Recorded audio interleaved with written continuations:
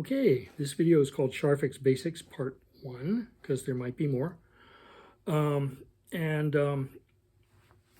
It's, if you have a Scharf-fix, you know how valuable it can be. If you don't have a Scharf-fix, hopefully this will kind of give you an idea of its uses. But the first thing I do want to say is that a Scharf-fix is not a substitute for being able to hand pare a piece of leather.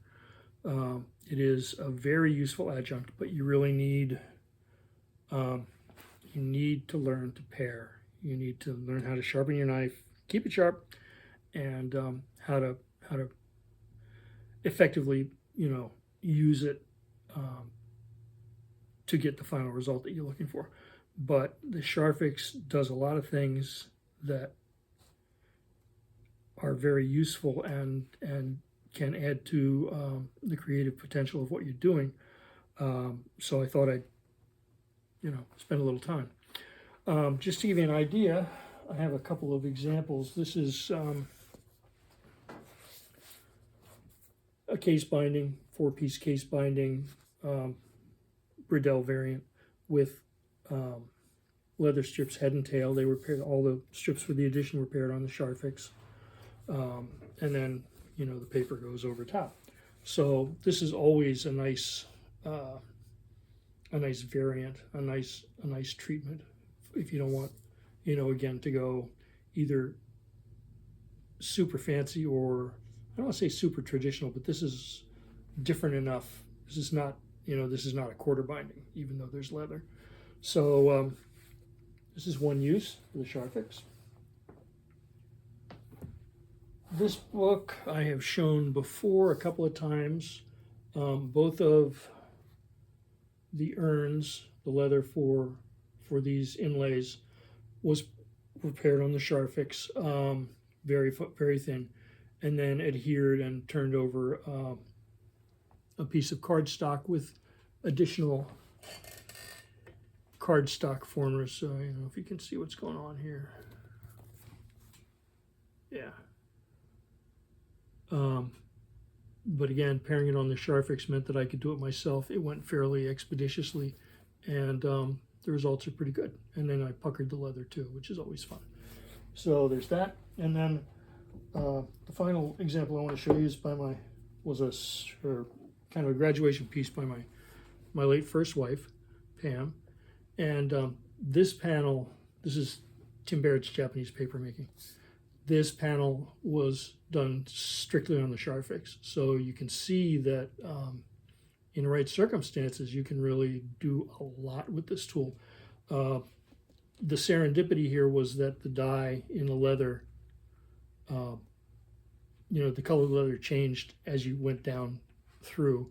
And so she was able to set the Scharf-fix at an angle and then pare away what wasn't needed. So again, this is the kind of thing that you can, this is the potential. Okay.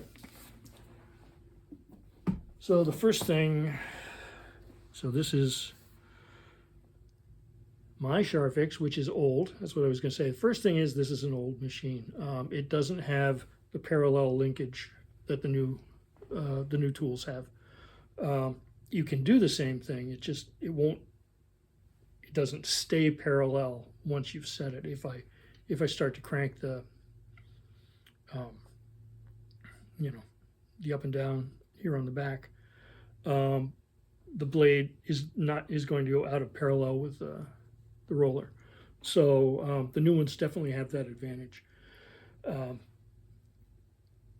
Personally, I've had a little issue with them when people have brought them to the shop, because they tend to, the ones that I've used anyway, they tend to not lock down quite as dependably as I would like. But that could be just my own experience, so I'm not going to say anything about that. And certainly it will make a lot of things easier. So this is the old style of casting. Now you'll notice that the clamp only goes up so far. My bench is too thin, so I always have to put a couple of layers of binder's board under it, because I don't have a permanent home for it, which I probably should. But I don't. So there you go. So let me attach this to the bench. Oops. The other thing that happens with this guy is the little flat dude comes off, but it's been doing that for years, so you know, it is what it is. So there's my cardboard, there's my bench. Lock this down. Hold on, I'll bring the camera down just a minute.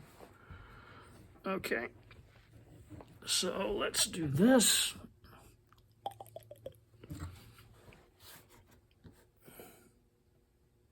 There we go. Is that good? That looks pretty good. Okay, so the first thing I need to, you know, or you probably already know if you have one of these, there's a hex wrench for this this bolt to replace the blades, and you get 4 rollers with the tool. You get the long single thickness roller, and then there are three rollers for doing for pairing narrow strips. Apparently that was done for like handbags and stuff, for other sorts of leather working. The other thing you want to notice is that the rollers on the strip cutters are actually a larger diameter than the main roller. So you can't just interchange them and expect the settings to stay the same. You have to, if you use these, you have to reset them from this. Okay, so let me pull this off. Your wrench probably has a handle, because mine did once upon a time before I lost it. So then I just went out and, oh, nicely done.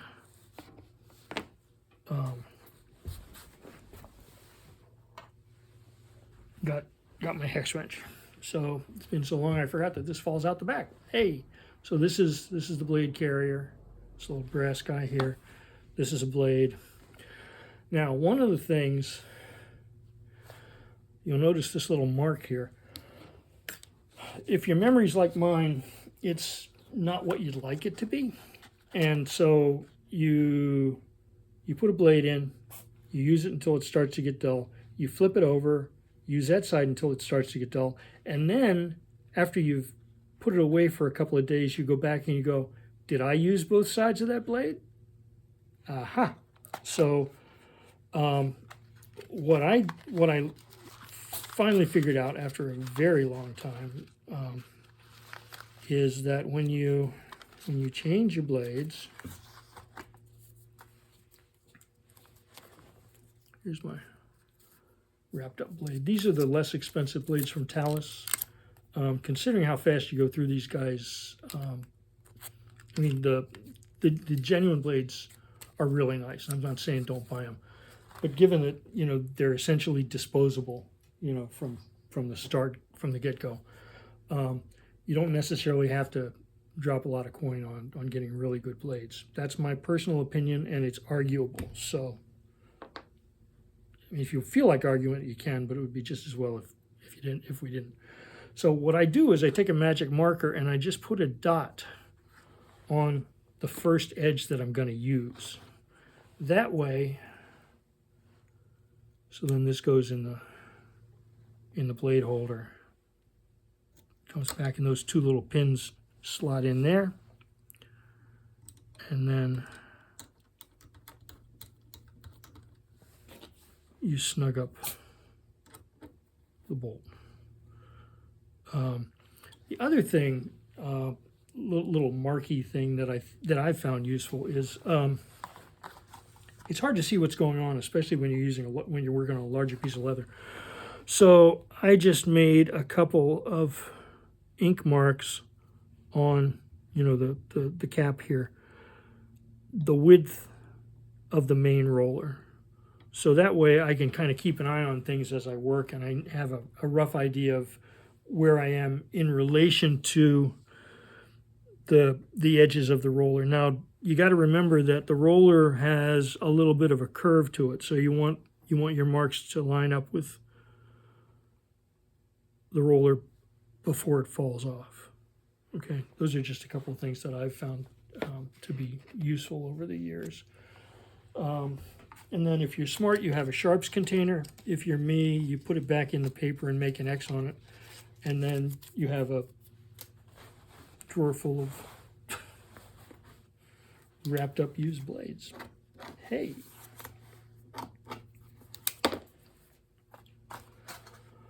Okay, so again, as we were saying before, this knob controls the thickness of the cut. All right. Raises and lowers this arm that holds the blade. Now this has got a fairly strong spring here, and again, unlike the newer ones that has a little arm back here that you can use to raise and lower the cutting head, this you just lift it up like that. So if you want to get the blade parallel, I saw a YouTube video, a nice YouTube video where the practitioner used a light behind it, and that was a really good idea. You can also use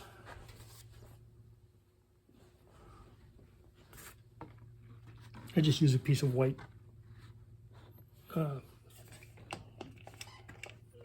board. This is 2-ply board that I have tons of, which I really like and also would recommend. But so anyway, you can see there, and that's actually not bad. If I wanted to change the cant of the blade, it's done this way. With the newer ones, there's an adjustment in the middle there on the link. The other way that you can adjust the thickness of your cut, if, as I do, let's say, let's just do a little hypothetical here. Let's say you're doing a full leather, piece of leather for a full binding, and one of the things I'm going to talk about in another video is step pairing, which is the way I pair my turn-ins. I don't bevel them because I want them to actually be paired to the thickness of my infill. So I'm actually working backwards from what I think a lot of people would do. I go, well, I'm using this 2-ply board for infill, so that's the thickness that I want to pair my turn-ins to. So if I have the material that I want to match, I can crank this up some more.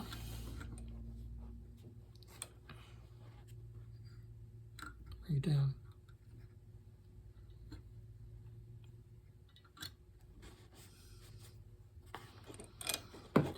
This is working well, isn't it? Okay. This is what you need to see. These things pop out and run away. So I'm not going to apologize. I'm not going to start over. I'm going to go do as I say, not as I do. All right, so I'm going to crank this up a little bit. And you can see I've just made a little bit of a cut, which is not quite. This side needs to come down just a little bit.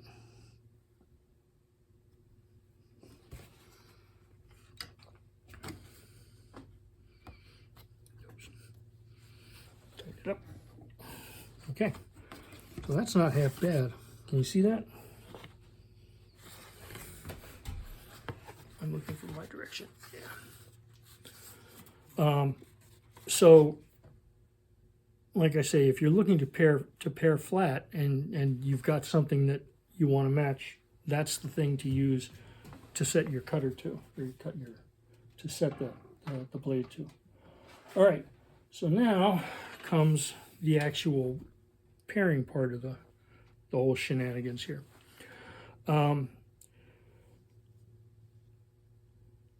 You don't want to take too much off in a single pass. It's really easy to do, and that's where things will go go sideways really fast. So I'm just going to take this scrap here. That's plenty too. That's, you know, this is thinner than 2-ply board. So I'm going to lift this up and put this here. Drop this down just a little bit. Actually, I should be going the other way. There we go. Okay.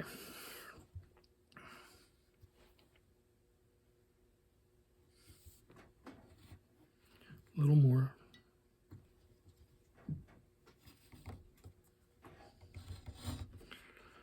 This is not very much, but it's a good place to start. All right.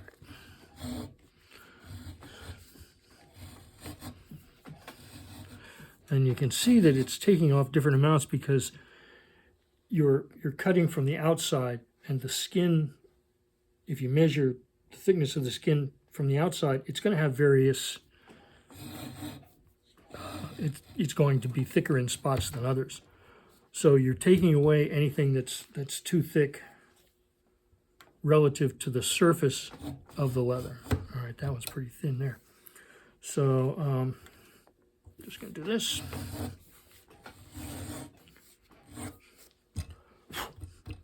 Always brush down. If you actually wanted to use a little brush to get rid of the extra, you know, to get rid of the leather pairings, not a bad idea, because if you come back up like this, you can damage yourself.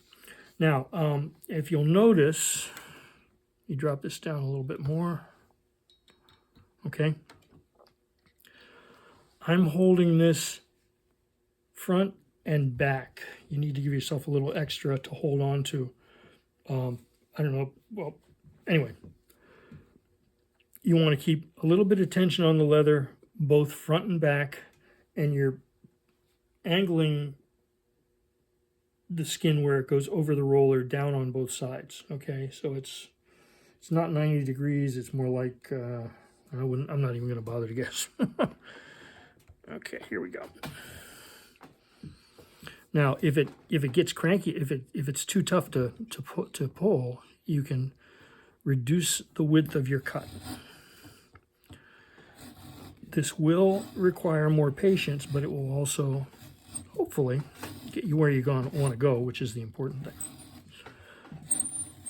Okay, so you can see I'm kind of holding and pulling and holding and pulling. This is not a very smooth motion, but it works. And then when you come to the end, you could see that I kind of held my thumb up there. So I'm going to come back down here. There we go. Not like that.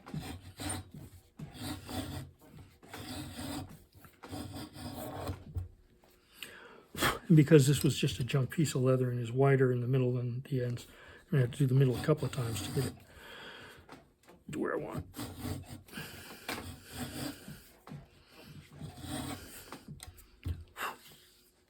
Then I'm going to come back and pare the part that I was holding on to on the back end.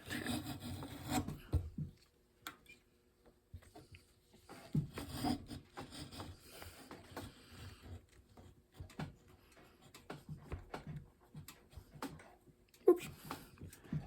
This is a tough little piece of calf. Okay, so this is now officially thinner than it was before. Again, you can go as far as you want, always keeping in mind that you're paring away the strong part of the leather and you're leaving the weaker part of the leather.